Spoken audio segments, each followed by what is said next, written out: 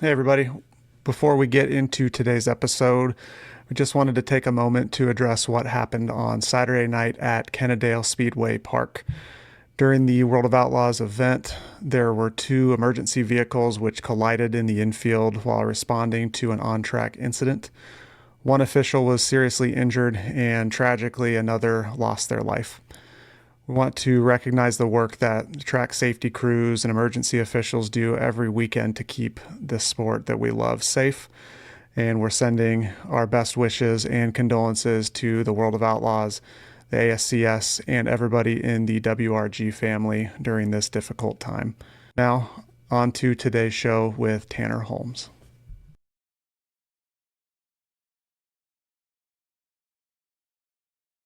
Hello, everyone, and welcome back to episode number 17 of Sprint Car Nights. I am Blake Walker. He is Josh Gerlach. He is Dawson Elliott. We appreciate everyone for joining us here tonight. Tanner Holmes joins the show.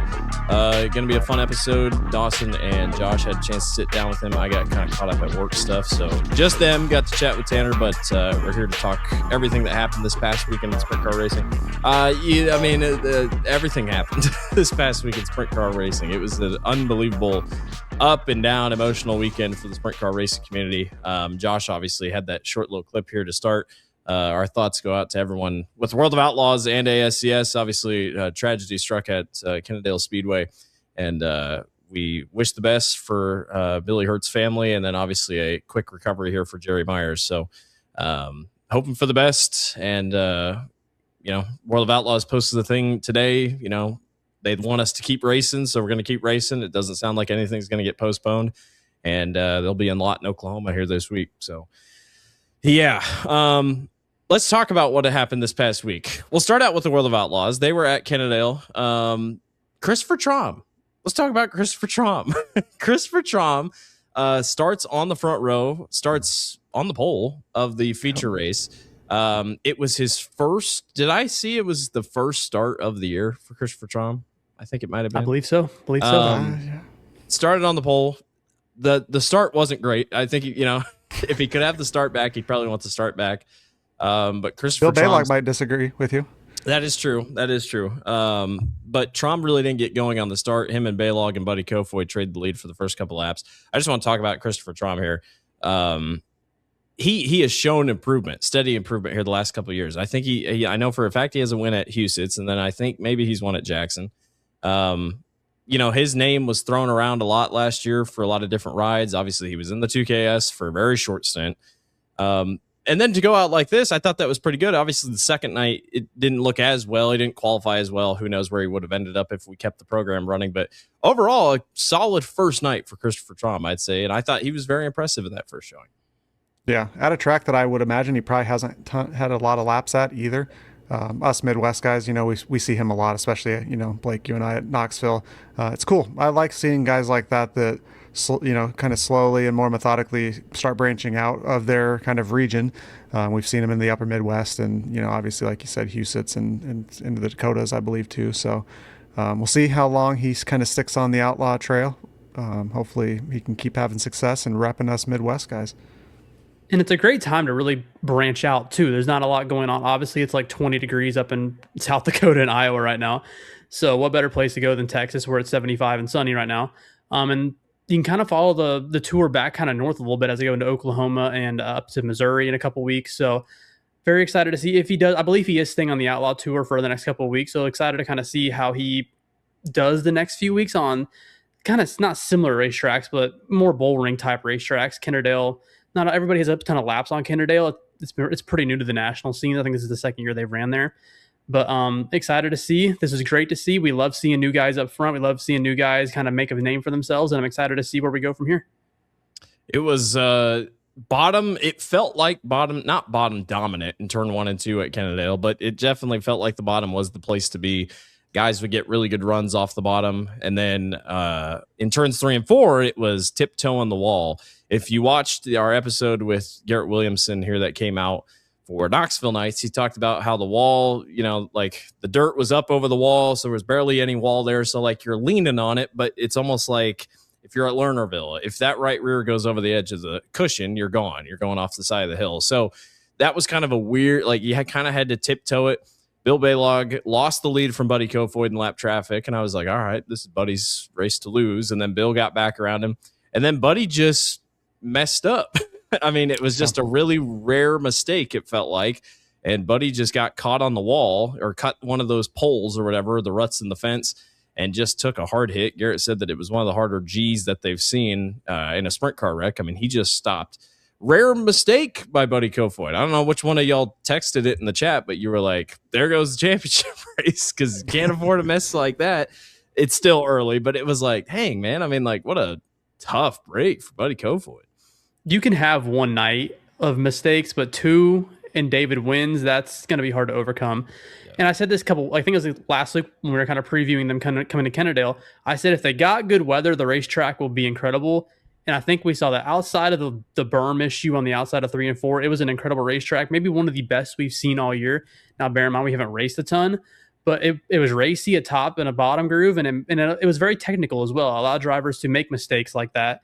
And I'm very excited to see, hopefully we get to go back. I know this Saturday program is also shaping up pretty good, so I'm excited to see, and hopefully we get to come back even after the unfortunate incidents that we had this weekend. But excited to see what that looks like in the future. I'm hoping that Kennedale continues to get more dates. It's a very racy racetrack, regardless of some of the unfortunate circumstances that happened over the past few years. But again, it's very excited to see them finally get a good night in and some good weather. I'm with you there. And I'm also with Garrett, what he said in Knoxville nights as well. I think we got to get that wall up a little bit higher in 3 and 4, because that was not the only time that we saw somebody catch it. We'll get to Bill Baylog's finish. Like 3 times. Yeah, it wasn't great for poor Cole Macedo. But, that was a very racy event. Saturday was also looking pretty good too. And, we'll get to the hard charger later as well. But you could definitely pass out there. It was fun. I enjoyed it. I had the wreck happens. Bill Baylog has the lead, and then David Gravel's in second. Baylog just kind of kept sliding himself a little bit in 1 and 2, and then finally there was a warning. Yeah, there was a warning. Right? The tweet was, I was ready to hit send. Like, I was so ready. I'm glad I didn't, because it would have been really premature. But the tweet was ready to go out that it was officially Bill Baylog night in America. And Monday morning couch racer, everyone's going to be like, why did Bill not protect the bottom? Why did he not slide himself? Instead, he stayed on the top. I think he would have gotten a good run off of 4 anyway. I still think he would have passed him. I think Garrett told us that either after the show was over last night, Josh, or whatever. But Bill just gets too high and rides the fence. And literally the sparks flew and Gravel just kind of went around. I don't think Gravel ever looked like he was going to get into Bill. Part of me was like, did Bill get freaked out because he saw Gravel coming and was like, oh, I got to get higher just in case? But just unfortunate. Bill Baylog gets into the fence off of turn 4, keeps it going. I mean, finished second, but Gravel wins the race. And Bill got out of the car and is smiling, but he's like, oh, man, this hurts. He was smiling through all the pain. It was so weird. It was such a weird final lap. I made the joke that Gravel intimidated him going into the final corners like you'd see on the old NASCAR games. And it just, in a way, like in real time, I thought for sure Bill just caught David out of the corner of his eye and just wasn't paying attention. But you're pushing. I mean, you're going to do whatever. And, Josh, like I said, you're going to look at it on Monday morning. You're going to be like, man, could have just slid himself and shut that down completely. Was it in the dash draw when Bill got a little spicy? Next night, he's like, I loved it. Yeah. He was talking about the people on the internet, Blake Walker, I don't think I said anything on the internet personally. No, you had the Intimidator thing up there. Yeah. You're talking shit to your boy Bill, to Bill. But no, I got a kick out of that. I mean, I'm not a race car driver. I've never driven a sprint car. To me, what it seemed like is that there may have just been some indecision there. He kind of entered in the middle and slid up. Obviously, if he could get it back, he'd do it differently. But I think doing that, you kill your momentum, and then you're trying to maybe catch the wall or something off of 4. And he got damn lucky that he didn't catch one of those posts and go for a tumble and really wreck his night, literally and figuratively. So it was good to see him be able to still hang on for a second. Just they needed that too. Dawson, like they had their struggles at Volusia, and I think that was a nice boost, and he had a good night going on Saturday night as well. It's just nice to finally see the team have speed. Obviously, Bill's got some issues going on in his personal life that I'm sure are taking a little bit of some mindset out of him a little bit. So it's nice to see him get some good runs going. I think he had a good run at Talladega as well, if I remember right, and he had speed both nights at Kennedale. I remember texting in the group chat. I was like, what is going on with Bill Balog when we were at Volusia? So I think for him, this is really big. And I think for the sport as a whole, it's a really big deal too. Yeah. Gravel gets the win. Bill Balog second. Another podium for Carson Macedo. I believe they are tied, if I'm not mistaken, still. We're going to do this on the fly, Blake. I'll take Josh a look. Can check. Logan Schuhart got fourth. Good run for him. Sheldon Hodgeshield got fifth. Sheldon, we're not... We'll talk. I mean, we can touch on Saturday just real quick. Sheldon wrecked while leading his heat race on Saturday. Saturday sets up. It's pretty much the same guys. If they do attempt to run the race again, it's Gravel and Balog. Like everybody's still up there in the top. It's the same 8 drivers pretty much. Donnie goes plus 17 to finish 6th. David Gravel currently leads the point standings by 6 over Carson Macedo. Sheldon Hodgeshield is 42 points back. Donnie was moving again, but qualifying kind of hurt Donnie both on Friday night and on Saturday night. This has been a consistent theme all year, I feel like, is where he cannot qualify. But, man, when they get into the feature, he's probably had to pass close to 100 cars already this year. I mean, we're, 7-8 races in, and I swear he's the hard charger every single night. If they get the car better for qualifying, I don't see a reason why he can't be up front and winning races dang near weekly. And we talked about that again with Garrett Williamson on Knoxville Nights this week, Blake, that it sucks when you don't start the night off very well and you have to pass all those cars. Yeah, you're just behind the 8-ball. I think he was last in on Saturday. Didn't he drop to last in his heat race? He was 6th in his heat, yeah. So he was going to miss the... Yeah, so... I don't remember. I have the brain of a goldfish here. If we had discussed this between the three of us, but Justin Fiedler with Dirt Tracker put out a pretty good video, I think, after Donnie won, kind of telling people to, maybe we need to pump the brakes a little bit before the whole Donnie is back thing. And I think I generally agree with that. However, at the same time, we are seeing moves out of Donnie, moves position-wise. Obviously, he's won this year too. That it does seem different, and it is something to keep our eyes on because that car really moves forward in the feature time. It is, early in the night that they've got to get it figured out. And if they do, it might be kind of scary. And we have more races at Knoxville where he's had, we know all the success that he's had here. So Donnie, as always, is one to watch. And he just looks confident too. Like he just looks way more confident than he did in the last couple of years. At the same time. Relaxed, confident. Every interview, he just seems like he's just having a good time. And I feel like we haven't seen that from Donnie in 4 or 5 years. So I am so excited to see this version of Donnie Schatz come back out, and the one that everybody fears even a little bit. Yeah. I'm always one for overreactions and hitting the panic buttons here early. Spencer Mason is 100 points back already in 8th. Got the win at Volusia, but other than that, it just has not looked good. They have struggled. Qualifying has not been their strong suit. We talked about it, buddy. I'm sorry, Blake. I want to ask you this. Do you think that winning is always great, period, full stop? Do you think that may have been a bad time for them to get their first win together? It sure feels like did they peak too early? Not did they peak too early, but it was like, damn, we set expectations too high. The honeymoon phase is over. Does that sound crazy to think? Like, is the honeymoon phase over already? And you're like, okay, guess what? I mean, you're in it now.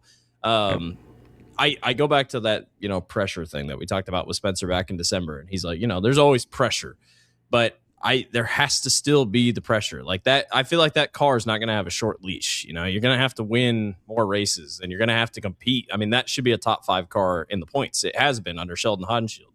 Meanwhile, Sheldon's up in 3rd in the KCP car and already has a win and is looking strong. Again, granted, he's wrecked out, but, for Sheldon's sake, the 3rd in points right now is because we didn't race on Saturday. I think he will drop a little bit based off what we see whenever they go back.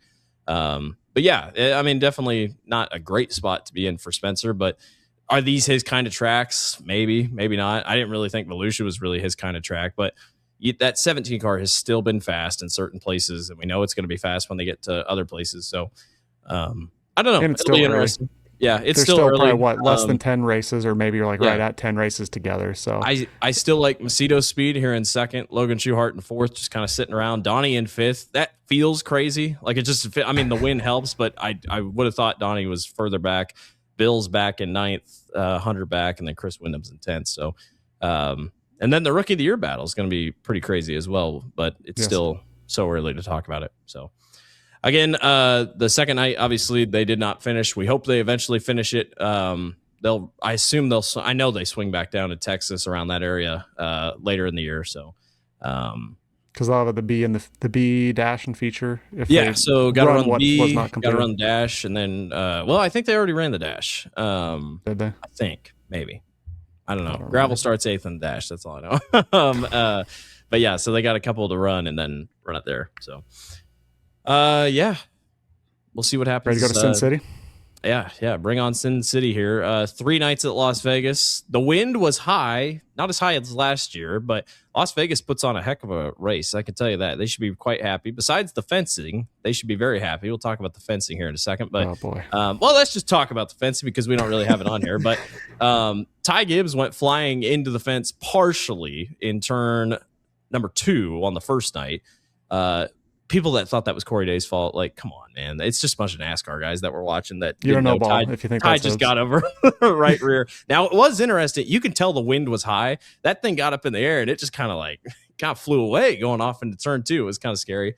But the big thing was the non-wing race was these guys wreck in turn 3 and 4. They go up the racetrack into turn 4. One of them just goes straight through the fence. Like, literally no resistance, straight through the fence. There is a mobile suite, like, 50 feet away, or not 50 feet, maybe 25 yards away from the fence. Could have been hit. Like, just a really, like, everyone's like, whoa, like, Las Vegas Motor Speedway dirt track has fencing that is chicken wire. Like, that's, and then the night after, they just put a wall behind it. They're like, okay, that can't happen. They got to redo the whole thing because that's just so dangerous. It's shocking to me because, again, when you think of like a NASCAR facility, you think top of the line, and that like facility, Charlotte, Texas, all of them have excellent facilities. And I feel like, I don't know if the cabling wasn't tight enough, because I feel like as soon as the car went to the cabling, it literally just expanded, which I don't think is supposed to happen. But again, that facility has went through years of non-use, I guess you want to call it. So I don't know if they're as updated as maybe they should be, because again, this is kind of recent. I think the Outlaws stopped going there in 2019, I want to say. So I don't know if the cables just need to be retightened. That's just an overlook, but I feel like that's kind of a big overlook. But I'm assuming there'll be some changes for next year, because it's really unfortunate that kind of took over Thursday, because the track service really was incredible for what they have and what they are working with, and the wind and the heat that they had, and they only run 3 times a year. So I think there'll probably be some changes for next year, because again, that's the same fence they've had there since the track was built. So like, it's not like it's not been sturdy in the past. So I think that might have just been kind of just an odd perfect storm, if you will. It's not like Riverside, where it literally was chicken wire. I think this is just a kind of this is a little bit more of not a gross oversight, just kind of a little bit of an oversight that just wasn't really thought about. And I think and like it held up decent in Ty Gibbs's wreck. So I think that's just kind of one bad spot. I don't think it's a major problem, but it's just a little bit of adjustment here. I fully agree with both of you. You can't have it if you're going to take a top level racing series there. You can't have that happen. And, hate to say it, but, we got lucky again with something like that, where it wasn't worse, because if there's a car that's going in there a lot faster, it's blowing right through it. So got lucky. Can't have it. Hopefully we're better next time.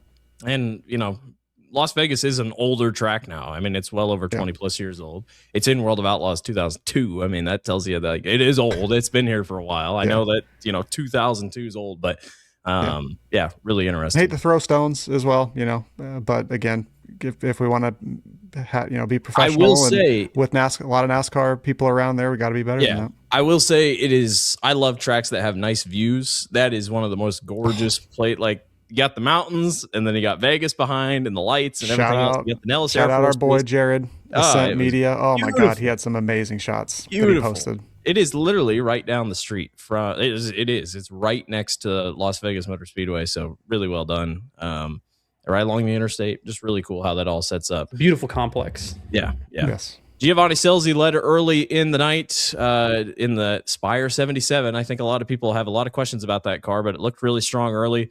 Tanner Thorson, Brent Marks, Corey Day were all in the mix. But it was Kyle Larson who kind of worked through Gio in traffic. I think that was one of those things where you just don't want to be the leader. You'd rather be the guy in second, the guy in third, just kind of searching, and Gio kind of went backwards.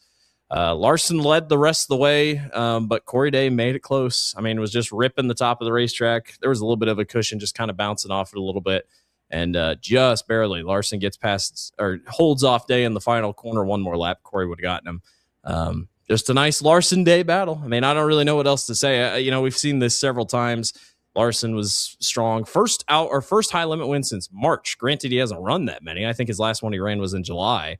But I think Justin Fiedler had the stat that out of like 119 high limit races, those two have won 25 of them, 26 of them. I mean, like those two pretty themselves. Decent. Yeah. And they're not even full time. So always fun to watch those two battle. And I posted on Twitter in my play-by-play. It's like, hey, aren't you glad you stayed up for this one with the fence delays and all that? What was it? 12:30 Central Time? Yeah, 12:30, 1 a.m. Central Time, and that's before the non-wing race even started. So if you stayed up, you were witness. I stayed up. It was a great time, though. I definitely stayed up. The 5:30 alarm the next day was really hurtful, but it's okay. But I guess it was the same day if you want to get technical here. But I'm glad I stayed up, and if you stayed up, you witnessed probably one of the better races of the year so far. Yes. Lap traffic. Wish we had really 5 more laps, man. I know, but lap traffic really helped out in that one because it was 25 laps nonstop. So I don't think without lap traffic, I think Larson would have ran away with it. But luckily, there was some lap traffic that held them up, and their aero is such a big deal at any half mile, but especially Vegas. So as soon as he got behind some lap cars, Dave was able to catch him right back up, and then barely nicked him at the line. Larson did, but like you said, one more lap. Do we have another winner? I don't know, because Larson was good that entire night. Yeah. Tough to say. Corey Day was second. Giovanni Scelzi was third. Brent Marks was fourth. And Tanner Thorson was fifth. We'll talk about Tanner Thorson here after we get to the last night. On Friday, Kyle Larson started kind of near the front. Felt like he could have been the favorite, and he goes into turn 3. And the greatest NASCAR racer driver in the world gets sideways. Stepped on it. He's human. Yeah, He's human. Yeah, he is human, as we've seen several times. We've talked about this on this show. We're like, man, he makes mistakes a lot, but he does a 360. We do not get a caution, which I appreciate. So let's keep that consistency rolling here. We do not get a caution, and he loops it, and he never was able really to recover. I think he maybe got back to the top 10.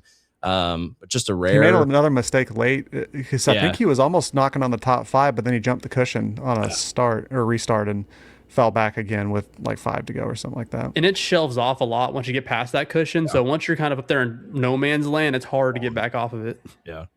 Reitzel led early until about lap 13. Then Corey Day got by him in traffic, and then it was just kind of a who's who. Corey Day just kind of kept working around. We had a couple of cautions. Aaron Reitzel and Tyler Courtney, that was kind of the talk of the second race. For some reason, Tyler Courtney just kept coming down on each restart. He did it twice. He was on the outside of Aaron Reitzel. Reitzel was on the bottom. And Courtney they'd go to the restart, and he just pushed his way down into Aaron Reitzel's lane. And the first time, it was a lot of contact. The second time, I think Reitzel was kind of ready for it. But Aaron wasn't as mad about it in the post race as I thought he would be. He's still pretty ticked off about it, but it was kind of like, dude, I would have liked to seen him in the when that was happening. Like, I don't there's think a car there. I just was really baffled by Tyler's. I don't know. I don't really know what he was doing. Yeah, I guess trying to, like you said, get down because you're starting in the slick. And if you're on the outside, tires, it's hard to get traction. It's just like Yeah. We've seen they usually don't allow that at Knoxville or something. And yeah, you got to stay in your lane. Yeah. And there was some massive ruts on Friday night too, which might have played a small part of it. I really don't know. There was this really big one, and the surface there is really weird. So you have like 2 inches of like actual dirt, and then it's just sand underneath it. Yep. So once it breaks apart, you're just getting nothing but sand everywhere. So I feel like that might have been some rocks. A lot of rocks. Some rocks. Again, that's just part of only being used once a year. So I feel like it's just a lot of weird variables happen. Every track surface was different this week, which is kind of nice, but it's also kind of weird at the same time. Yeah. Reitzel made a couple moves, just couldn't get past Corey Day. Corey Day goes on to get the win. Keep him in a sprint car, man. I appreciate it when he's in a sprint car, though. Gets the winner over Aaron Reitzel. James McFadden was third. Good run for him. Tanner Thorson in fourth, and Tyler Courtney in fifth. That leads us into Saturday. Saturday was the big day. Everything was happening. Shout out Corey Day, who led laps, legit laps in the NASCAR race. Kyle Larson won the NASCAR race. Everybody put on their tinfoil hats that the start of the race was delayed, and they were like, "Oh, you're just delaying it for Kyle Larson and Corey Day." No, they use safety officials from the NASCAR race. So don't bring facts into this, Blake. Come on. They had to get down the street and do it. Kyle Larson did win the NASCAR O'Reilly Auto Parts Series race. So he was taking a little bit longer, but yes, they delayed the race for about 30, 45 minutes. That crowd on that last night was phenomenal, like huge crowd. I thought it was good crowds every single night. They should be very happy about that. It's a no-brainer. If it is that close to the racetrack, if you're an NASCAR fan, why would you not go? Just test it out. I thought go ahead. I was just going to say on that point, I would love to see what kind of activations and stuff they're doing at the NASCAR race and around the NASCAR race as well to try to pull fans over, because like you said, it's such a great opportunity, and you'd be, I mean, that's part of the reason why they were kind of doing that partnership and stuff too. And you're talking about Carson Hocevar. I thought he did a good job. I thought he was great. I thought Bell was better. I mean, I think Bell is just so good in the booth. I love the guy. I think Stan or someone who is the dice roll guy was like, "You should be down here, Christopher. You should be driving the cars." And I think Christopher agrees. But I thought he was great to be in there. We don't have it on here, but I mean, this was a big one. They were in the heat race. I think it was a heat race. Justin Peck and Hunter Schoenberg got together coming off of turn 4.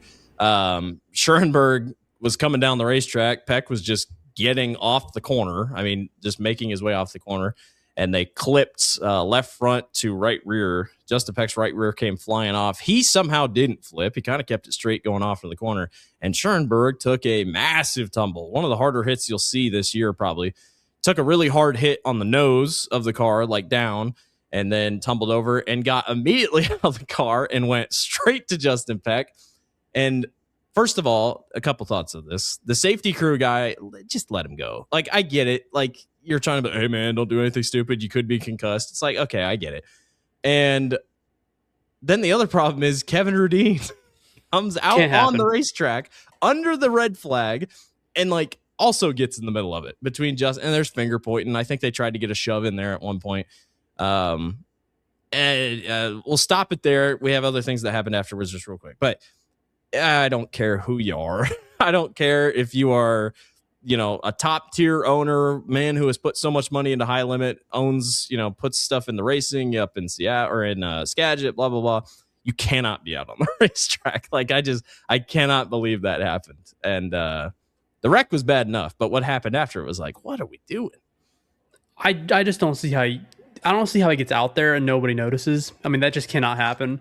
Yeah. We've firsthand seen how dangerous the sport can be over the last few years, and I feel like that's just a really, really bad. I don't think it got talked about enough, which maybe is for a reason, I don't know, but you just can't have, I guess simply put, you cannot let that happen. Yeah, especially with the events that transpired over the weekend. Like, there's places where if you have a pit pass, you can be and where you can't be. And like you said, Blake, I think no matter who you are. So I'll leave it at that. I agree with you guys 100%.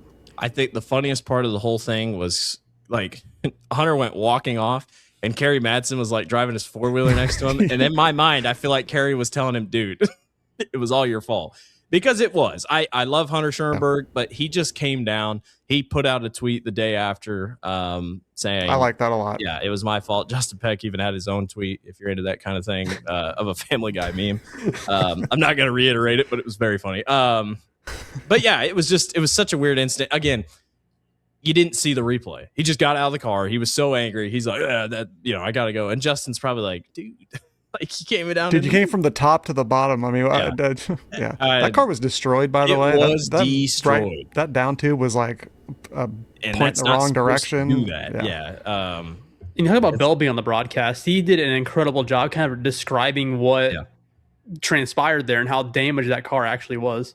Yeah. I love it, and it's why I really enjoy having Cade on with us, Blake, on Knoxville Nights, just being able to get people that have experience, that know what that's like, and being able to explain that to us lay fans that have never had that experience or may not always know what we're looking at. Yeah. And Tony, having built a race car for this reason, is able to also explain it very well. I think every infield reporter should go have that experience, go build a race car and go through the entire process just so you know exactly what you're talking about.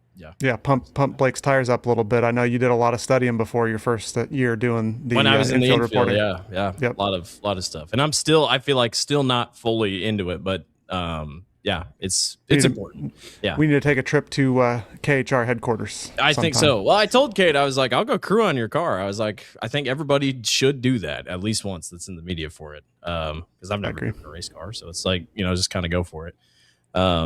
That leads into the feature. Aaron Reitzel was gone the entire race. He was the class of the field. I thought the track wasn't as good. They watered it down. It was like really greasy.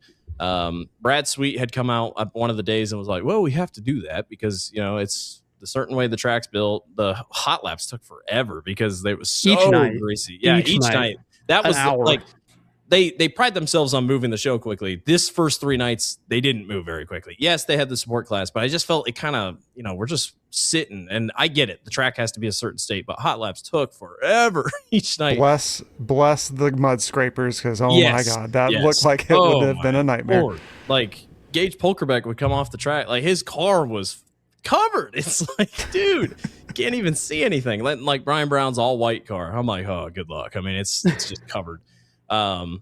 But the track was a little bit different for that feature. Reitzel kind of checked out. Corey Day and Tanner Thorson were battling a little bit. And then Corey Day loses the left rear axle. The left rear axle. Such a freak accident. Breaks off in half. But you say a freak accident. I was about to say 2 years ago, Corey Day lost his right rear axle that broke because I had a tweet about it 2 years ago. And some dude went back and like commented on the tweet. Was like, looks like it happened again. I'm like, first Kyle of all. Larson. Yeah. It's like, what is happening? Like, are they doing something that like makes these things weaker? But this is now the second time it's happened to Corey Day. And when it comes off, Corey wasn't in the corner, thankfully. He was coming off the corner and it just kind of awkwardly tilted him over. But it's like, dude, that's happened twice in 2-3 years. I know that sounds like twice in 3 years, whatever. But it's like, dude, that's happened a major failure. Dude, yeah, it's because the video, like the camera guy almost kicked it. He was looking at it like it just sheared in half. And it's like, that's good equipment doing that. Like Gage Polkerbeck when he wrecked a couple years at Nationals, probably not the greatest equipment. That thing just shattered. That was a part failure. But for Jason Myers Racing, you're like, dude, like might want to get that figured out. Or are they doing something? Are they greasing something? Like, I don't know, but it's a wonder. Dangerous wreck. I'm just a dumb race fan here. I don't work, as we were just talking about, I don't work on these cars. I never put one together. I have also heard this secondhand from some people at the racetrack as well. You see the brake rotors glowing a lot. Nowadays you got titanium brakes for most of these guys. Like, is that somehow weakening the axle and it ends up shearing off? Because like I was mentioning, I can't remember the track, but it was a year or two ago, and Larson, I think he was leading. Yep. And that thing, it did the same thing, and he went for one hell of a ride into turn one, and something to look into. I think I'd be interested to talk to somebody a hell of a lot smarter than me that knows a lot more about this stuff, that might be able to put science or something to what's happening there, because it's not good. Can't be having axle snap. That's a very good way to have some just massive wrecks like we've seen. In that race at Plymouth, I think I know exactly what you're talking about. That track was also one where it was super heavy and you had to ride the brake a lot.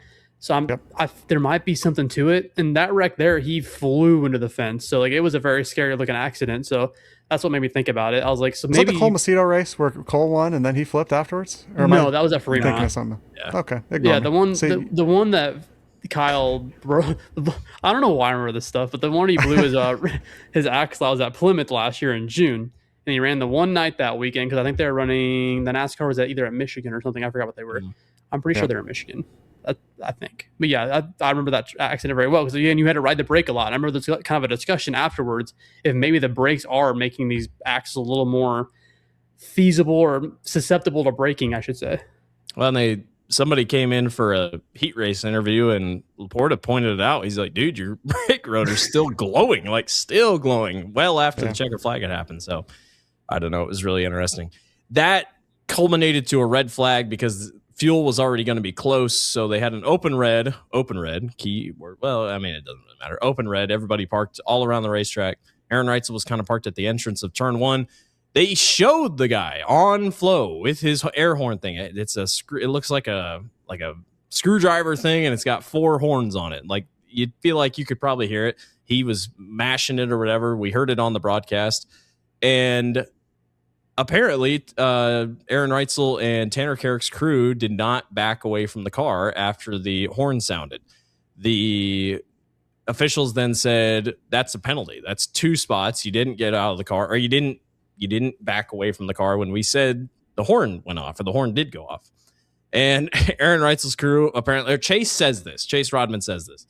And then like a minute goes by and he's like, apparently Aaron Reitzel's crew did not hear the horn. He never said anything about Tanner Carrick. I'm still pretty sure Tanner got the penalty. He did. So that's another thing about this whole thing. But Aaron Reitzel was given his spots back because the crew guys said we couldn't hear it. We could not hear it in turn 1. And then that just sent a firestorm everywhere because it's 4 laps to go. If he loses those spots, he's not getting them back, most likely. Tanner Thorson was coming quick, whatever.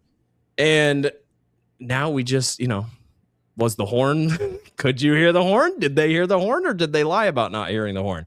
It's a ball and strike call. It is, you either heard the horn or you didn't hear the horn. And I guess the officials just said, they're right. They probably didn't hear it. But that makes me think, guys, that somebody else, I hope, had to say, no, I didn't hear it either. I was in turn 1. Like, there's no way they just said, oh, you're right. You probably did. We'll trust you. And that's what I think Jeremy Elliott did some reporting on his that. His video this morning was great. Like, it was great. Talk about this I agree with you. The way I look at it is there's one person in each team that has a radio that they can hear the race director say that the work area or the open red is over, and that is the driver. They don't have earpieces in their helmets like I think NASCAR guys do, or some NASCAR guys do, or maybe did, whatever. They have earbuds. I'm sorry. Keep an earbud in or something like that, and that's an easy way that you know that's done. Or maybe we need to have 2 air horns or something, but it's like, come the F on. We can't. It's another.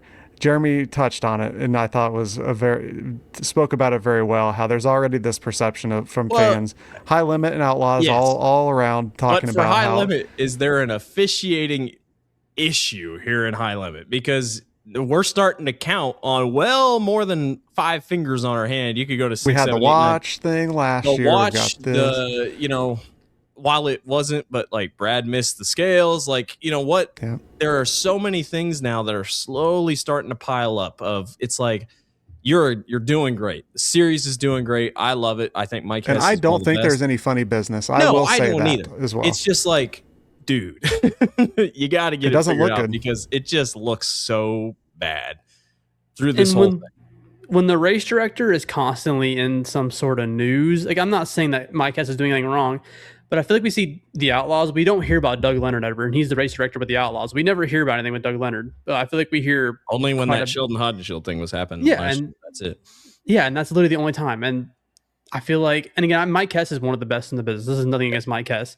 I think it's just some shitty situations at some shitty times that just kind of are out of their control, but they're not exactly helping themselves either a little bit.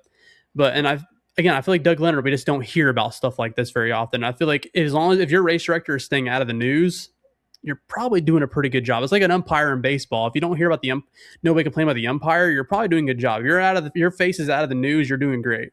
Yeah. And what? Another thing, and I've railed against this a little bit with the Nationals halfway break. If you have one crew guy out there adding fuel it's 4 freaking laps to go. We don't need to have the full crew out there. Go out there, put fuel in, and we're done. It's not that complicated. If you have one crew guy out there and you blow the horn and whatever, it's not that big of a deal. I think that we also in the sport we overcomplicate things a lot, and it's just like there's easy fixes for some of this stuff. And Jeremy Elliott was talking about, he was talking about when they do the weight or the scales afterwards, like have a giant board. It sucks, but you almost or a red light, green light at Eldora. You almost have to, because it's like, but then at the same time, I have caught myself, and I'm sorry to say, but in the probably not this year or last year, but that first year, whenever Brad Sweet or Kyle Larson would win a high limit race and they go on the scales, you're almost like, are they right? And then, but for the Outlaws, I don't think I've ever thought that. And I mean, I hate to say it, but I just don't. I'm like, all right. Probably. Outlaws don't have anybody that is involved in the series competing, so you have that and that's key the difference. Tough part of it. But High Limit got off to a really rough start when that Tri-City race happened, where I think they gave Rico his spot back because he didn't see the whatever. Then Larson stops and decides that he wants to get involved in the middle of his heat race. Yeah, and I feel like that immediately kind of took There's some been some high own limits. goals here. Yeah, and it's stuff that like I feel like it's easy to fix. Like I'm not here to tell you that Reitzel heard the horn or not. I don't know. I wasn't there, but everybody around him heard it. Everybody in the stands heard it. The nat mics are up on the camera well, up on top of the grandstands, and they picked it up. So I'm not here to say that they heard it or not, but I'm just saying that I feel like if you're going to give a penalty, you got to have some pretty hard evidence to rescind that penalty a minute later. Yeah. If that makes sense. Yep. I agree. Aaron Reitzel goes on to get the win. Tanner Thorson did pass him coming off of turn 2, but Austin McCarl broke, and that gave the lead back to Reitzel because they didn't cross the start finish line. Aaron Reitzel wins. Had a little bit of a jaw at Corey Day. I didn't think Corey Day was taking that big of a shot. I think Aaron was just kind of messing with a couple things, but nice little back and forth there. Tanner Thorson second, Rico Abreu third, James McFadden fourth, Tyler Courtney fifth. Couple things. I guess we can go panic button again on a couple guys. It's only been 3 races, but it's fun to hit the panic button sometimes. First of all, Tanner Thorson, if he's this fast on these tracks, oh buddy, oh my god. Stevie Smith was on location. Is he going to twist his father-in-law's arm to get him out on the road the entire season? Found something. While you guys were talking to Tanner. Oh, sorry, I spoiled it. This isn't for whatever. Gosh, you're breaking the wall, Blake. Damn it. Justin Fiedler was live, and somebody was asking, is he still running coilovers? I don't know if he is. Most of the okay, so he's still yes, he is. Tony Laporta did a great interview, I think 5 minutes or so with Stevie Smith, and they talked about that specifically. But Tanner Thorson, good on the big tracks. This is gonna be interesting for Tanner. I feel like I was one of the guys that was really beating drum for him last year. Holy hell. Like you said, if he is going to be that good at a place that he probably doesn't have a ton of laps at, and it's a big track, man, oh man, he's going to be a fun one to watch, and they're going to win some races this year. And we get to see him at Central Arizona this year. Would you guys consider that a bull ring? I would. It's kind of big, kind-of-ish, yeah. But that is a Tanner Thorson. When I look at that place, I see Tanner Thorson written all over it. So I'm really, really pumped to see if that speed will carry over to Central Arizona, where it'll be 190 degrees or whatever it's going to be, and kind of to see where he stacks up. I think pill draw is going to be really big this weekend. So if he gets a good pill draw, I think he may win one this weekend. Yeah. I'm calling my shot. That car, the attitude of that car looks phenomenal. Yeah. It's like he's in the track and can go wherever he wants. Yeah. I guess my panic buttons really aren't even high limit guys, because it's so early, whatever. I thought Rico would be faster. Sue me. I thought he'd be a little faster, and he's still top 10 speed. I just thought there's nerves there. I mean, maybe. I mean, Tony was there. I know for a fact Tony Stewart was there. I don't know, but it's the same team, but it's not. There should be no nerves. But I feel like putting all the pressure on Rico Abreu.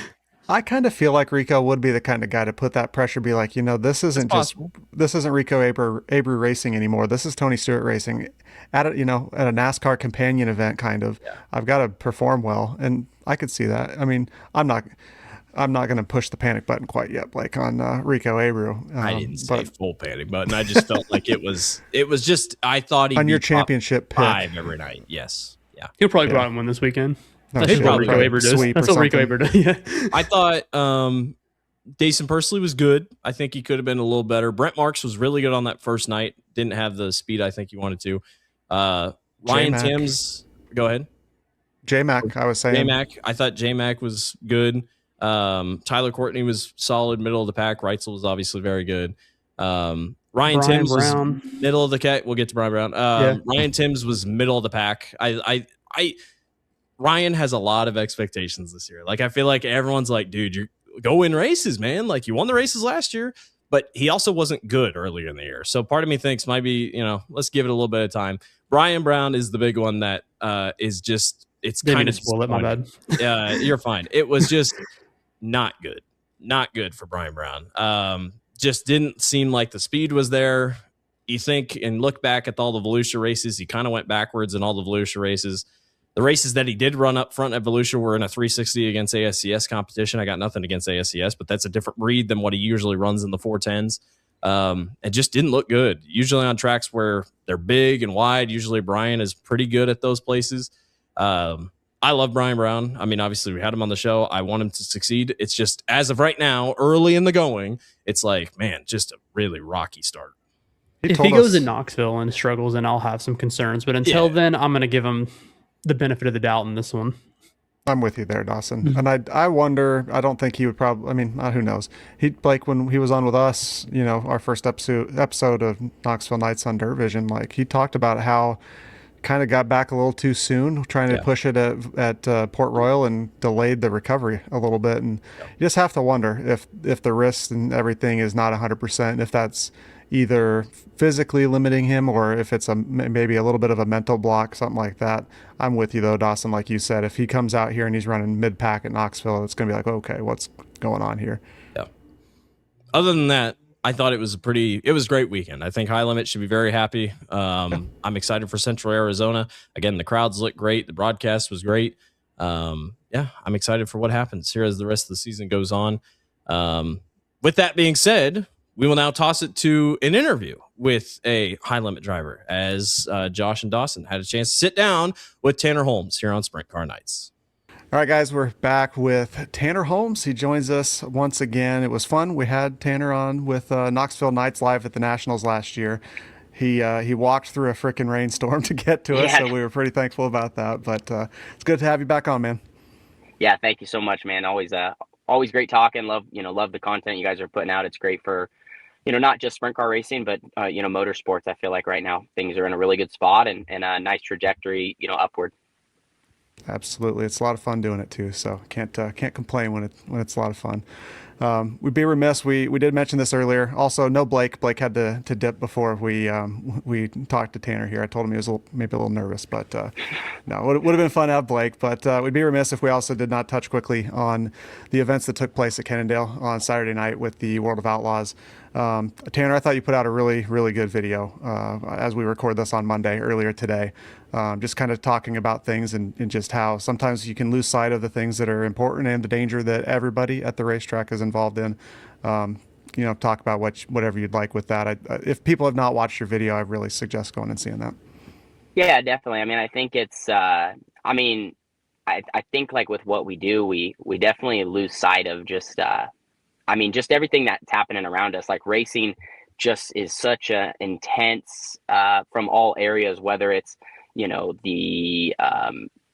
it's the drivers, whether it's the owners, whether it's the crew guys, like we're all 120% into this. And I think we all forget how much we love it. And we're also very blessed and lucky to do it. So, that was definitely just a horrible thing. And I feel like it's a good reminder of like what's really important in life and where we definitely, need to focus and, again, have a nice reminder on there's just a lot more to what we do than just winning and stuff like that. And definitely appreciate all the people around us because everyone's there because they love what we do, no matter the position and role that we're in. Yep. And I thought you nailed it when you talked about how, this is one big racing family and there's a lot of people hurting right now. So, we kind of let off the show with this, but thoughts are out to everybody, World of Outlaws, WRG, ASCS that has been affected by this. And we're all thinking about you. So, all right. So like I was saying before, we did, touch base with you, had you on stage with us during the Knoxville Nationals. I just wanted to kind of touch a little bit on what happened for you after the Nationals was over. You did pick up a couple wins at Thunderbolt, I think one in a 410, one in a 360. You had some top 5, top 10s. How would you classify kind of how you ended the season after the Nationals?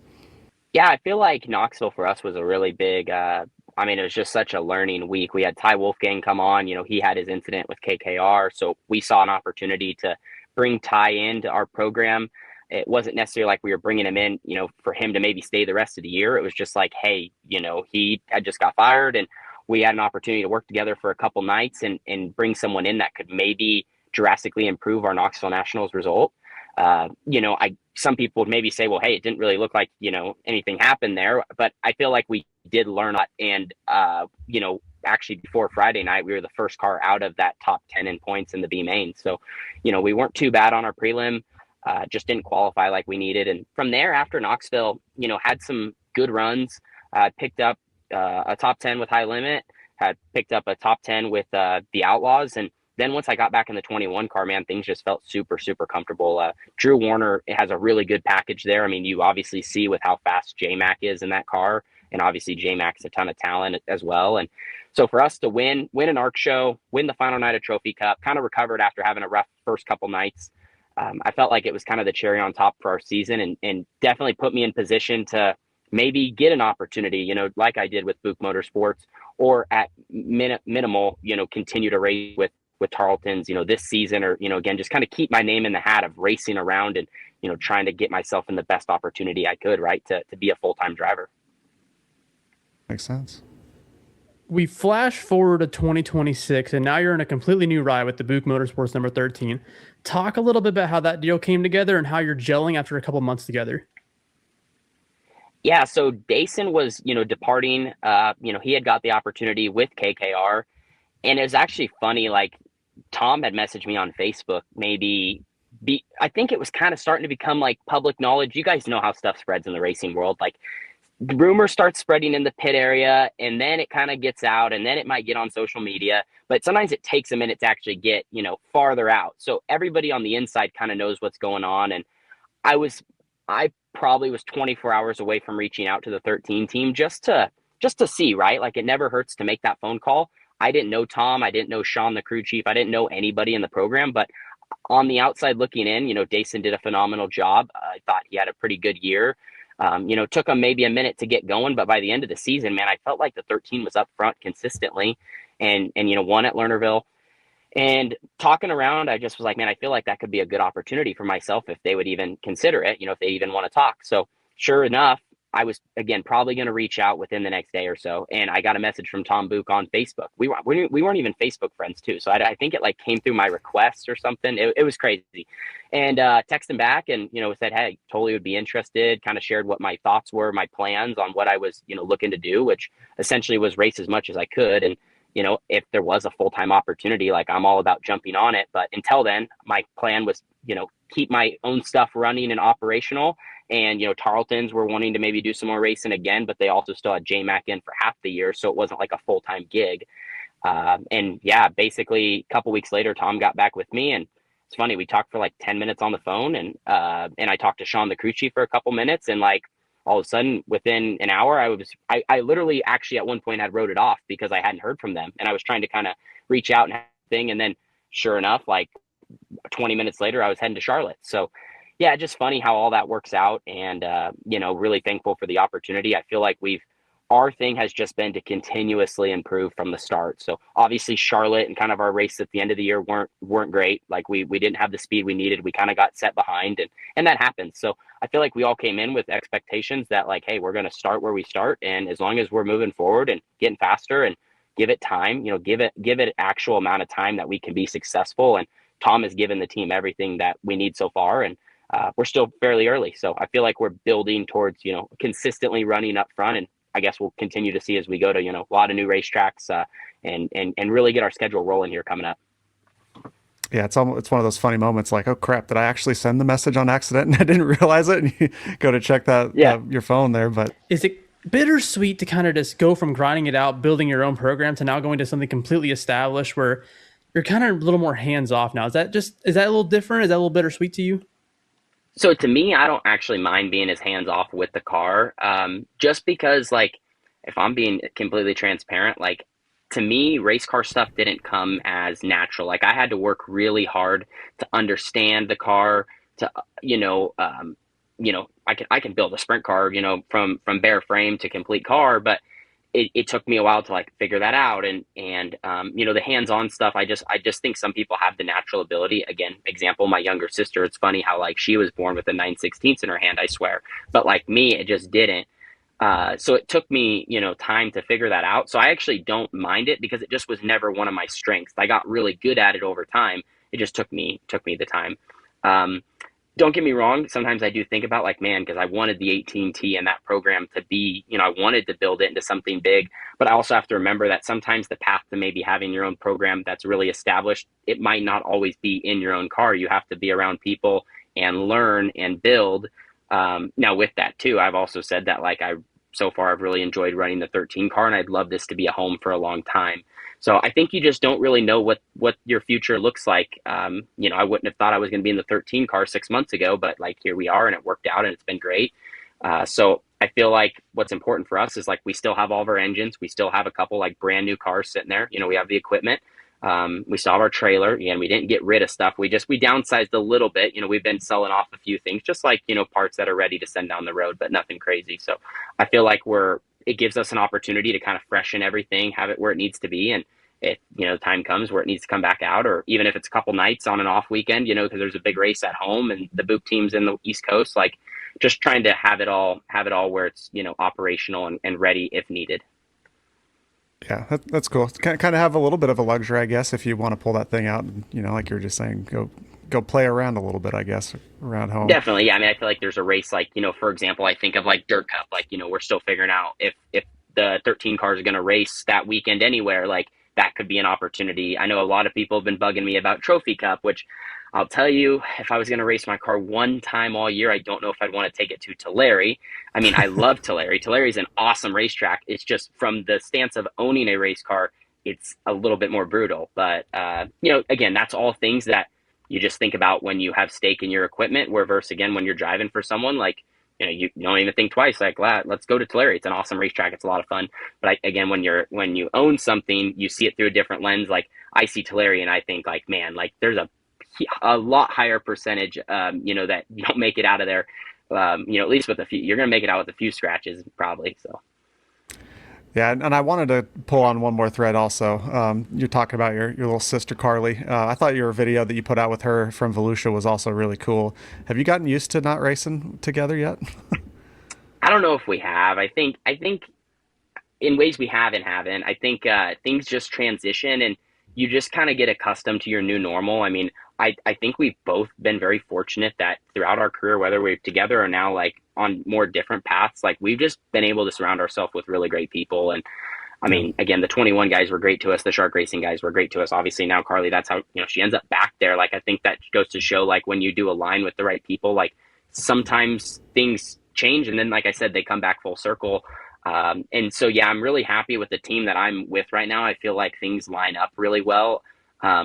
I feel like I can be like, you know, I'm friends with the guys that I'm racing with. I do think you see some teams where obviously guys are working together, but, you know, personalities don't always line up and things get weird. And I mean, you know, sometimes you see guys split really quick. And I feel like, again, like I'm lining up well with the people I'm with. And I think she's having the same thing over on her side of the fence. And so that's awesome. That's all you would ever want because, you know, man, these are really long seasons. And I can tell you it's a lot longer if you're unhappy with what you're doing or unsure. And, you know, I think that it seems like the 1S and those guys are in a spot where they're really trying to build to be a World of Outlaw title contender. And, you know, we're over here trying to build into, you know, racing high limit and being the best that we can be, you know, with our charter. And we're, you know, Buch is really invested in, you know, the high limit series. Right.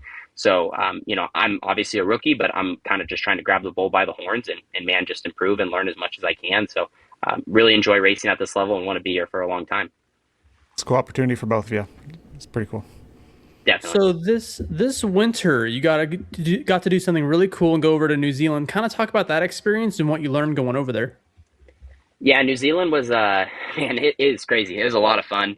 If you've never been down under in any way, whether Australia or New Zealand or anything like that, I definitely recommend it. It'd be awesome for a race fan.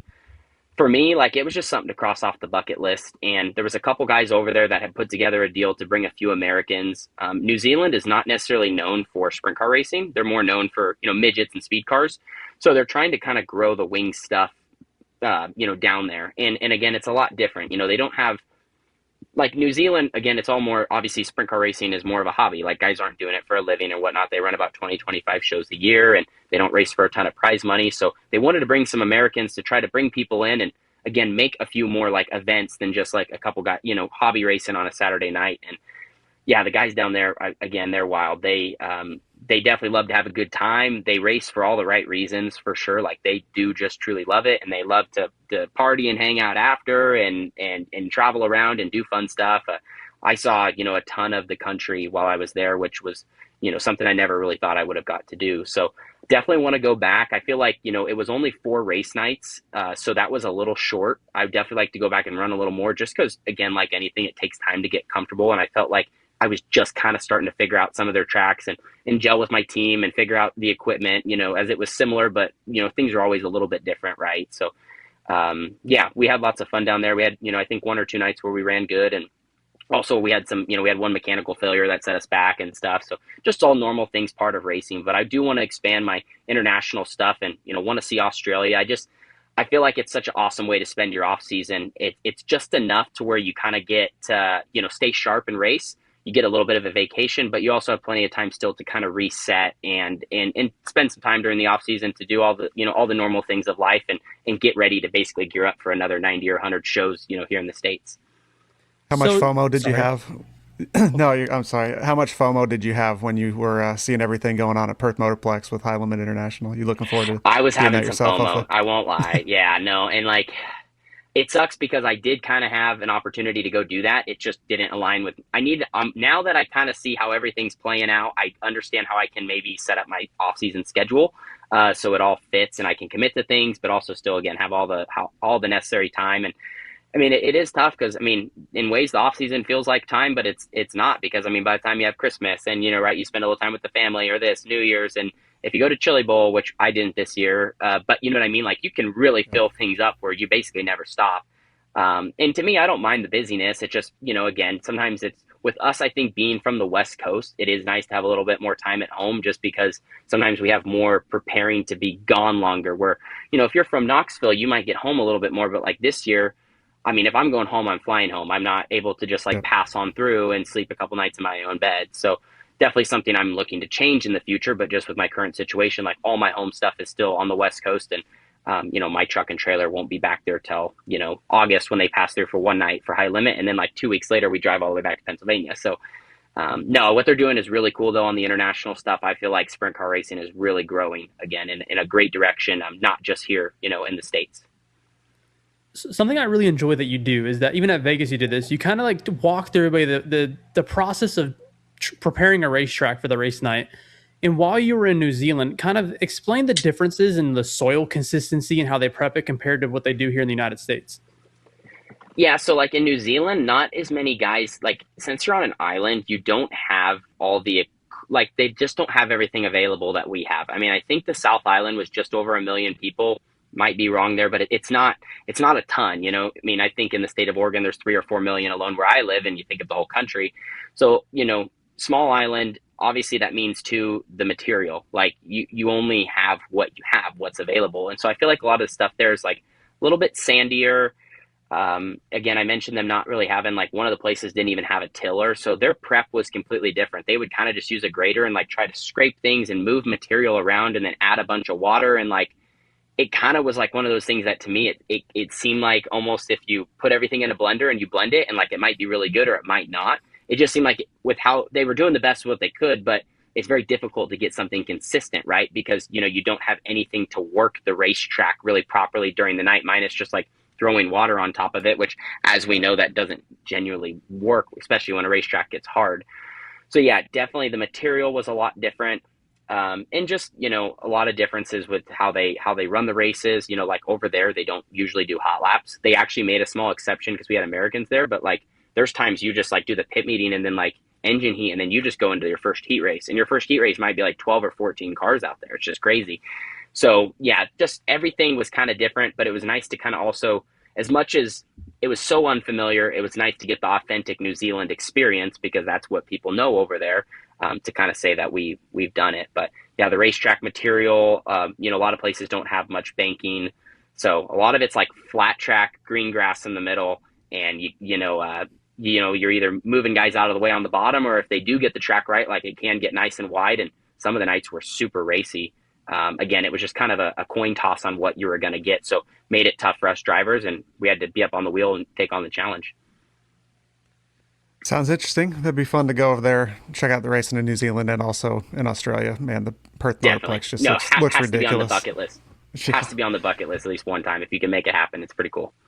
Yeah, heck yeah. So moving over to back home, back to the States, you've really been, starting your nights off. I would say you are consistently timing very well, and that's something that we've seen pretty much. I would say like most of your events this year. What has really kind of spurred that, both World of Outlaws and High Limit? I think you were third quick with the Outlaws almost every night that you were down in Volusia.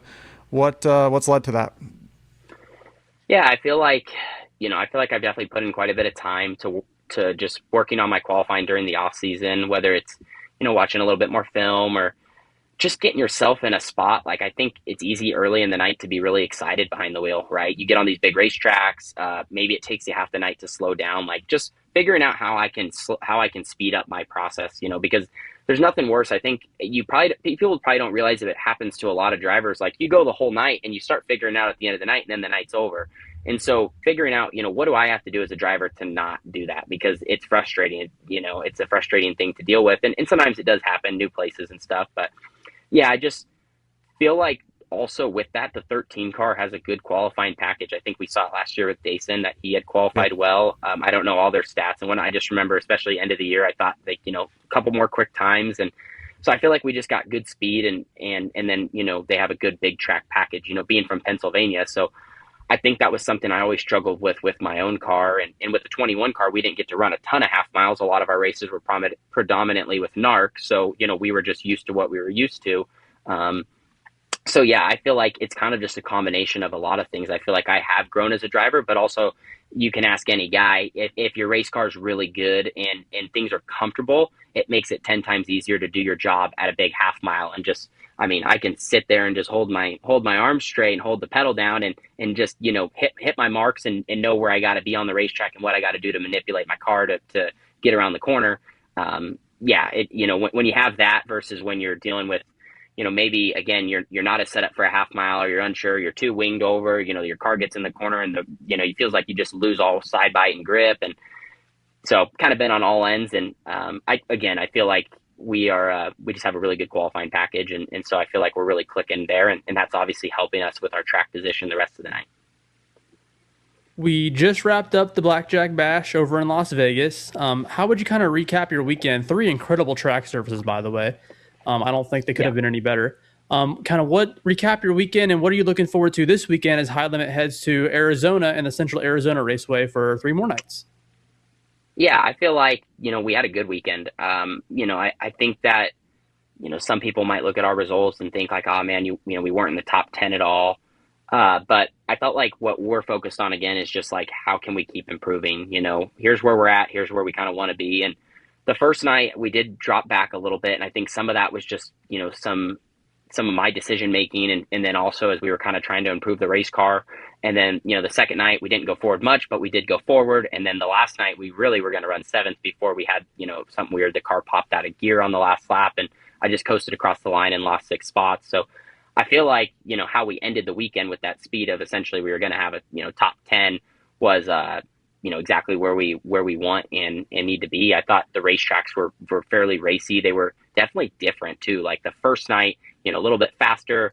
The second night was slick. And then the last night was just like, oh my gosh, like it was as wide as it could probably be. So I thought they did a good job there. Yeah. So no, overall, I was happy with our weekend. Of course, again, you always want the best result you can, but these high limit fields aren't easy. And for us, it's just important. I think if we can keep qualifying well, we definitely had some opportunities to make some dashes. Of course, us not making any dashes didn't help our track position. That probably would have been the difference there. If there's one thing I could correct from the weekend, it would have been winning a heat race or qualifying just a little bit better to where, you just kind of, transfer through. So aside from that, I can't really complain. I thought the last 2 nights we raced a lot better. And that's the main thing at this level. You just got to be able to go, toe to toe with these guys. And I think we're getting our car and getting me in the spot to where we can do so. And so, how much are you, we talked to a couple of different guys, heading into their first year on a national tour and, you hear the same things, like you kind of got to get ready to get your teeth kicked in and stuff like that. You've had a little bit of a taste of it before though, and you were kind of thrust into it with Shark Racing a couple of years back. Do you feel like that did help you prepare for this season specifically? And are you able to lean back on that experience a little bit, especially with a newer team? Yeah, I probably don't realize how much it has helped me already. Like it just, everything is becoming familiar way faster. I think like that's one thing I'm looking forward to most this year is like getting to race, whether it's high limit or outlaws pretty much most of the year. And then, maybe a couple bigger shows mixed in, but like, it's going to be nice to race against the same group of cars all the time. I think that was the same thing I experienced too with Shark Racing, but I was younger.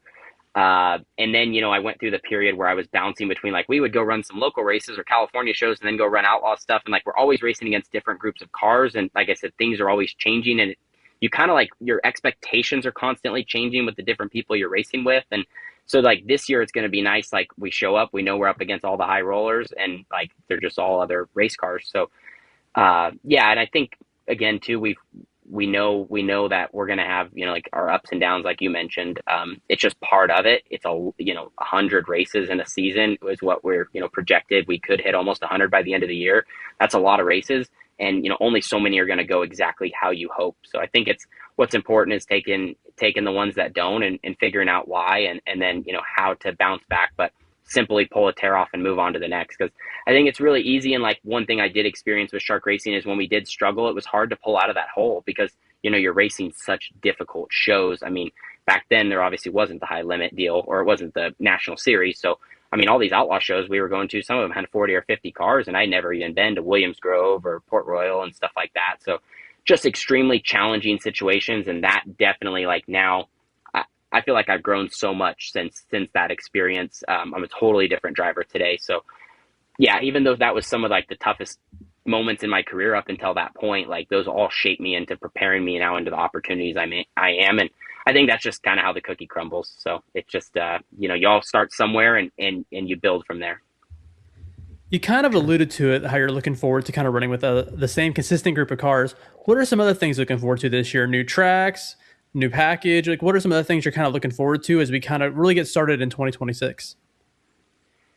Yeah, well, I can tell you, man, I'm really excited to get to Knoxville and Eldora just because I feel like we have qualified well. I feel like this last year in my own car, I did run well the one night at Eldora, but I'll be the first one to tell you it was the invert show with the Joker deal. So like, obviously having track position, rain, like, there was some factors that helped us, where obviously once that place slicked off, like, it was a lot tougher for our team to figure out how to get rolling around there. But with, these guys having a car that feels comfortable so far on half miles, like, really looking forward to the big races. I think that those are opportunities for us to shine, get good qualifying points, possibly make a Knoxville Nationals, make a Kings Royal, contend. Obviously Kings Royal, I guess, is a little bit of a different format, but just getting to go to, go to those places, go to Port Royal, and, places that this year I'll get the most experience I ever have. I think in the past, like, whether it was our own car, like, even we did a quick trip with Tarleton, like, we would drive out, we would try to hit the big places to be prepared, but it still was never like, it's still never probably the right way to prepare for actually going to the Knoxville Nationals or going to Eldora. Like, there's a difference in just like being able to hit it for a weekend, and obviously it helps, but actually getting to spend some time at these places, like, I think we're going to hit the Knoxville show, the Outlaw show. We're going to be there in June, so that'll be nice. And then, get 360 Nationals and all that. So plenty of time for us just to work together. And I think too, as we run other places, we'll really get to, with the amount of racing we're just going to do, we're going to be really prepared for those summer months where all the big shows kind of roll in. But yeah, I mean, I'm just really, really blessed to get to do this. And it's, I think the high limit series too, they've done a really good job. So they're a fun group of people to race with, which I think also, as a driver, right, it's a cool partnership for all of us. So, and if your drivers are excited, they put on a good show and the series keeps up and things, and yeah, it's all good. You mentioned the summer months. It's going to feel like the summer. It's Central Arizona this weekend. I should know this. Have you been there? Have you raced there yet? Yeah, I ran there last year at the 21. I think it was only 2 nights. So we ran 5th and 11th last year. It was honestly, I think for that place kind of being revamped, it was a fairly racy track. I know they've continued to kind of move things around and perfect it.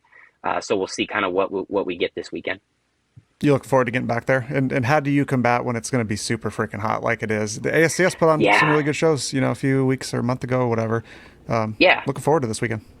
Yeah, no, I think it's going to be good. I mean, it's, one of those things, maybe in the past I would be like, oh man, it's going to be hot, it's going to be this, but like, whatever they give us for track prep, it's going to be what it's going to be. I know that's probably going to be the biggest, I don't think of us having challenges as drivers. I mean, it is, but I mean, the track is going to be definitely the most difficult, right? I mean, when it's that hot and the material down there, for whatever reason, just because it's similar probably to like how Nevada is, like the dirt at the Las Vegas dirt track is just what it is. It's what's in the area, and like, it's what's in pretty much the whole state. I think Arizona is pretty similar. So probably going to be, they're going to have it extremely wet. And then even, I don't know if they like can bump back the start time and try to run the show through. Like, I think of all those things as variables, because man, when the track's baking and you're qualifying in the sun, like there's just no hope for it. It's hard to really get us a good race. So unfortunately, I think as a driver, probably I start thinking of this weekend, like, okay, there's probably going to be rubber at some points, whether it's the end of the races. I think we experienced that last year. So yeah, for me, I just try to think of all the variables that we kind of have going into it. And then, again, sometimes they surprise us. And I don't know too, if like Brad's going to be there. I know he was a big part in getting Vegas dialed in, right? Instead of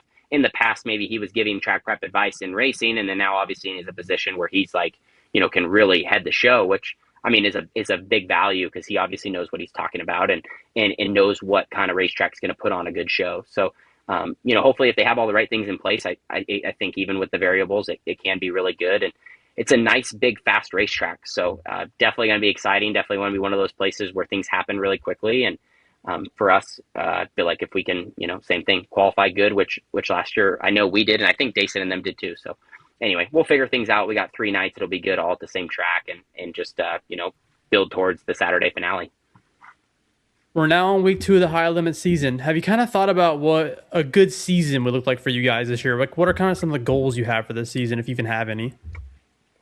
Yeah, it's funny. A couple people had asked us this, and I don't have any like specific numbers. We didn't start the year and sit down and be like, hey, man, we want this many top 5s, this many top 10s. Like, I think everyone would be lying, right, if they said they didn't want to win a race or win a couple races. I mean, that's all our goal. I mean, I'd like to win 5 or 10, but the main thing is obviously clicking off the first one. So focused on that.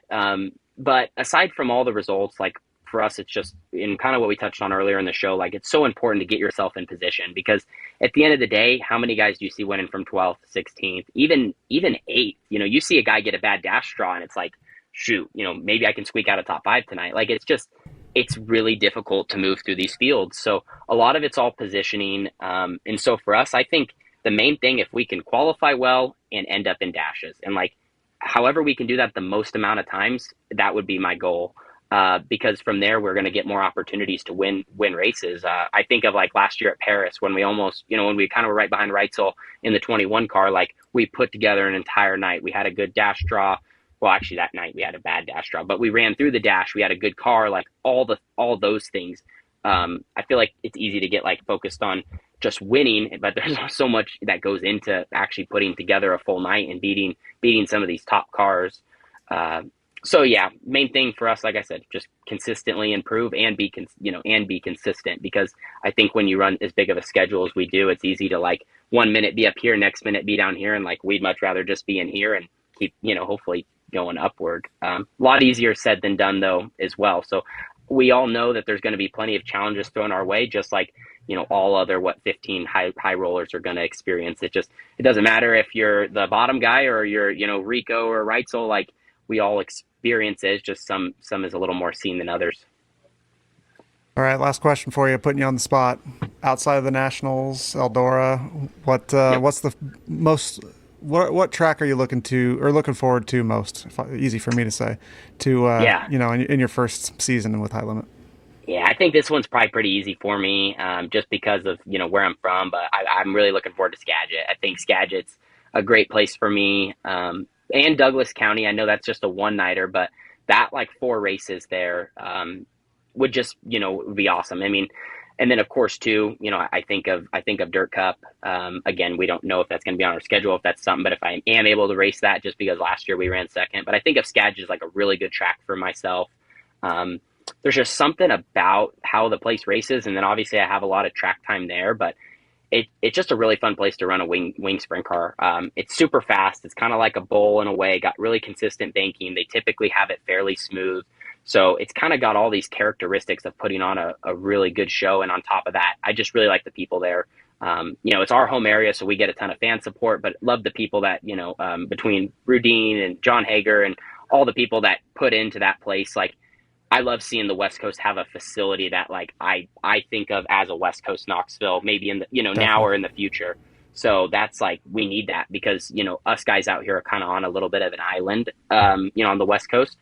So yeah, really looking forward to that place. And I mean, I feel like I wouldn't be surprised if they keep raising that as one of the highest paying shows of the year. So yeah, probably. And if that's kind of the easy answer, but I think of like getting to PA, and PA's a place that I just, out of all areas, is probably where I have the least amount of experience.